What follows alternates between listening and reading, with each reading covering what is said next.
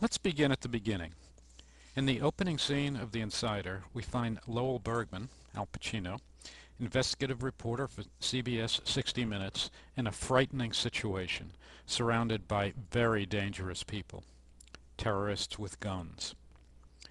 He's in foreign territory, territory in which he clearly does not belong, and he can't see what's in front of him. He is, literally, going in blind. Yet he seems totally unaware of this limitation. He's confident and fearless. This blindness to his own condition is beautifully captured in his response to the sheik's inquiry about his stay.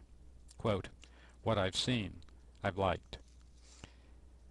In our discussion of mental models, we noted that our deeply rooted tacit beliefs create the world we see. That world is no less a product of our assumptions than a product of the things to which they're applied. Our mental models function as blinders, and in some cases, blindfolds. They filter out aspects of the world, evidence, situations, possibilities that just don't fit. Our mental models make us blind to these anomalous conditions.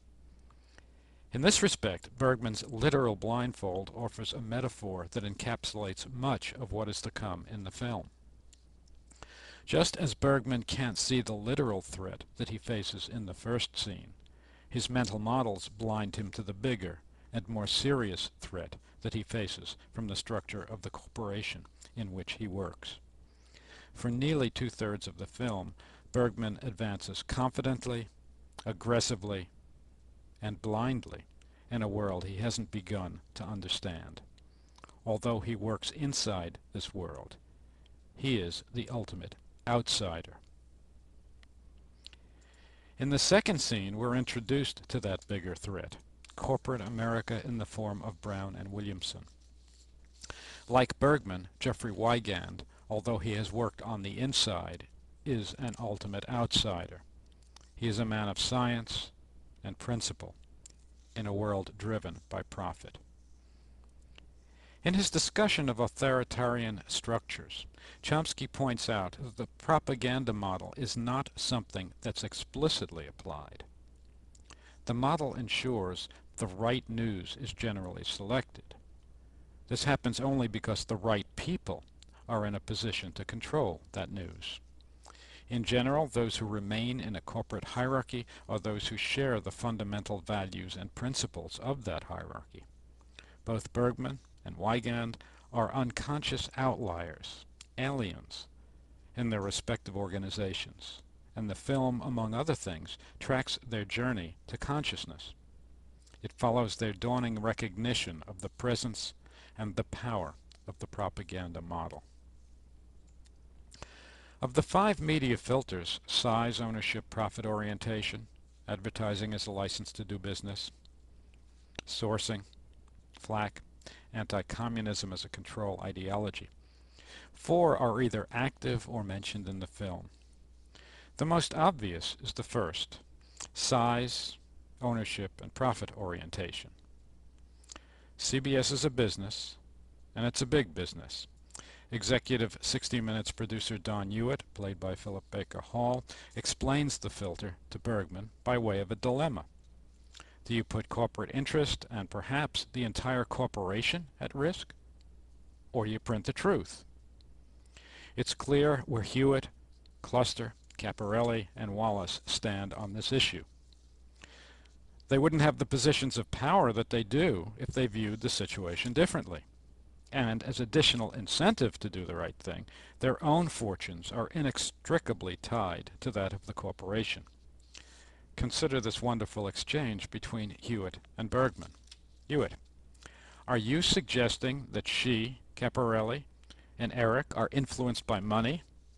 Bergman: no, of course not. They're not influenced by money. They work for free.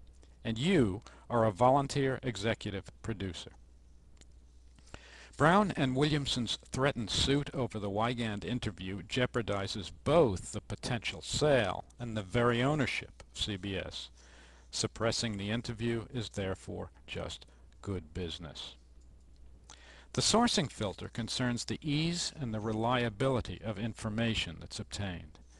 The film powerfully demonstrates the potential danger of going with an individual, much less an unknown one, rather than a bureaucratic source of information. In Helen Caporelli's words, quote, "Our standards have to be higher than anyone else because we are the standard of everyone else." And this means using reliable and accepted sources of information. Flack, the pressure to toe the line and apply the other filters, appears in various forms in the film. The threatened tortious interference suit is the most obvious. This is economic flack. Do what you're supposed to do, don't print the truth, or we'll take away your company. On a more personal level, Brown and Williamson uses flack in the form of the bogus smear campaign against Wygand. This has a dual role. Undercut Wygand's credibility and teach him a lesson so he'll back off and go away. Finally, we see political flack in the Mississippi governor's directive to the Attorney General to just drop the suit against the tobacco industry. Anti-communism doesn't play a substantial role in the film, but we are reminded of its importance when Hewitt accuses Bergman of being an anarchist because he won't accept, quote, half a show. One is anti-communist because one is pro-capitalist, pro-free market economy.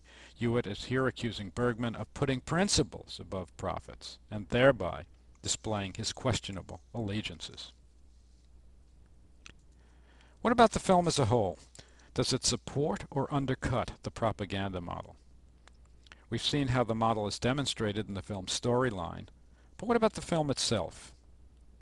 On the one hand, it's about the way a 60-minute story, and a very important one at that, was filtered by corporate interests, including corporate media interests.